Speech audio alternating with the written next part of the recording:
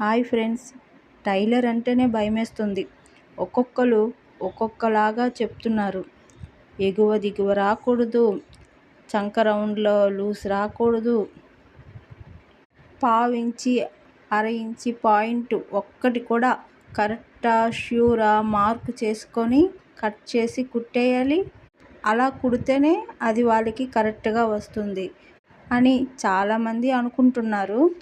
ఇదే విధంగా చెప్పడం వల్ల చాలామందికి టైలర్ మీద ఉన్న ఇంట్రెస్ట్ కూడా పోతుంది. టైలరింగ్ అంటేనే భయం వచ్చేస్తుంది. మీరు ఫస్ట్ టైం నేర్చుకుంటున్నారంటే ఇదంతా వచ్చి మీకు ఇన్ఫర్మేషన్ అంతే. మీరు ఒక్కరికి కుట్టేసి ఇస్తున్నారంటే ఇది లూజ్గా ఉందమ్మా, ఇది టైట్గా ఉందమ్మా అలా అని చెప్పి రీవర్క్ వస్తుందంటే మీకు కుట్టడం తెలియకపోవడం వల్ల ఈ సమస్య వచ్చిందని చెప్పి మీరు ఏమి కంగారు పడనే వద్దు.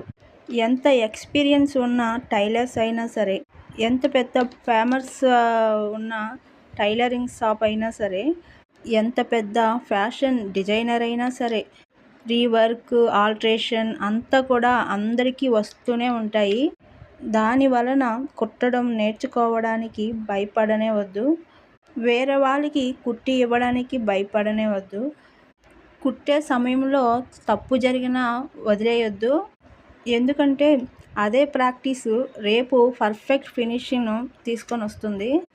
మన వరకు మనమే క్రియేట్ చేసుకోవాలండి. నేనైతే అసలు మ్యారేజ్ అయిన తర్వాతే ఈ మిషన్ నేర్చుకున్నానండి. నాకంటూ ఈ మిషన్ గురించి అసలు ఏమీ తెలీదు. అత్తయ్య వాళ్ళ ఇంట్లో ఒక పాత మిషన్ ఉండేది. అత్తయ్య వాళ్ళు వర్క్ చేస్తూ ఉండేవారు. అంటే సైడ్ కుట్లంతా వేసేవారు. అవి చూసి నేను కొంచెంగా నేను కూడా వర్క్ చిన్న చిన్నవి కుట్టుకోవడం నేర్చుకున్నాను. ఆల్ట్రేషన్ అంతా చేసుకోవడం. దానివల్ల నేను కుట్టడం నేర్చుకున్నాను. అప్పుడు నాకు ఒక ఐడియా వచ్చిందండి. మిషన్ నేర్చుకోవాలి, ఇలా మన బ్లౌజులు మనం కుట్టుకోవాలి, మన చుడీదారు ఇవన్నీ మనమే కుట్టుకోవాలి అని అనుకునేదాన్ని. తర్వాత నేను క్లాస్కి వెళ్ళి కుట్టడం నేర్చుకున్నాను. బ్లౌజు, చుడీదారు ఇవన్నీ కూడా కుట్టడం. తర్వాత ఇంట్లో వాళ్ళకి కుట్టడం, అత్తయ్యకి, మన తోటికోడలికి, పక్కన వాళ్ళకి వీళ్ళందరికీ కుట్టి ఇచ్చేదాన్ని. తర్వాత బయట వాళ్ళకి కూడా 2-3 కుట్టించానండి. వాళ్ళు చిన్న చిన్న మిస్టేక్ ఉండేవి, దాన్ని కూడా సరి చేసుకున్నాను. తర్వాత వాళ్ళు బాగానే కుడుతున్నావు అని చెప్పి మళ్ళీ నాకు ఇస్తూ ఉండేవారు. అప్పుడు నా వర్క్ మీద నాకు నమ్మకం వచ్చిందండి. నేను కుట్టగలను, ఓకే. తర్వాత నా పని నేను స్టార్ట్ చేశానండి.